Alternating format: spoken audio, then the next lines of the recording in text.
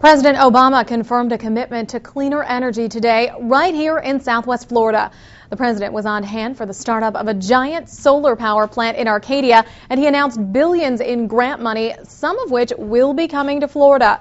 SNN Local News 6 reporter Grant Boxleitner was there for the event. He joins us live now from DeSoto County. Grant, tell us about this big event. That's right, Lauren, and a big day for the people of DeSoto County and FPL as the president ushered in a large solar plant, in fact, the largest solar plant like this in the nation. Let's take a look. President Obama made a historic trip to Arcadia. On hand as FPL commissioned the largest photovoltaic solar plant in the nation. The plant run by FPL pumps out enough power for 3,000 homes. But Obama's visit came with a message. Plans for a $3.4 billion grant program for cities, utilities, and private companies that commit to efficient energy.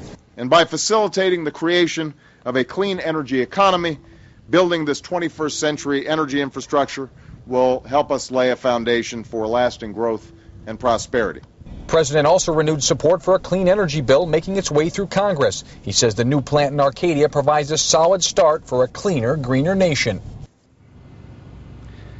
And this facility actually created 400 construction jobs when he was being built. And something interesting today the president said. He said that this plant, the energy from this plant, is the equivalent of taking 45,000 cars off the road each year. So saving a lot of renewable energy here. And back to you, Lauren. Grant, I know that you also spent some time in Arcadia. How excited were folks there to see the president coming to their hometown? They were very excited. Now, a little disappointed, I got to admit. We did talk to a few folks yesterday when they learned that the public was actually not going to be invited to this event. They were a little disappointed, and we expected to see, we're out here in the front of the compound now, but people from the public maybe trying to catch a glimpse of the president while he was here making that, what turned out to be about a 15-minute speech. But not a big crowd out here today, very surprising. But the people of Arcadia were very appreciative that he did at least spend some time in DeSoto County today. Lauren? Now, in the meantime, President Obama arrived and departed through Sarasota-Bradenton International Airport, and even though he was only on the ground there for just a few minutes, it caused quite a commotion. SNN Local News 6 reporter Mia McCormick was there. Mia, I would expect that any time a president is in town, it does cause a commotion. It was, and the security for the media was extensive, just incredible searches of everything, not only what you were wearing, but everything you brought in, all of your equipment. There were dogs involved, so you can just imagine what the airport had to do to prepare for this.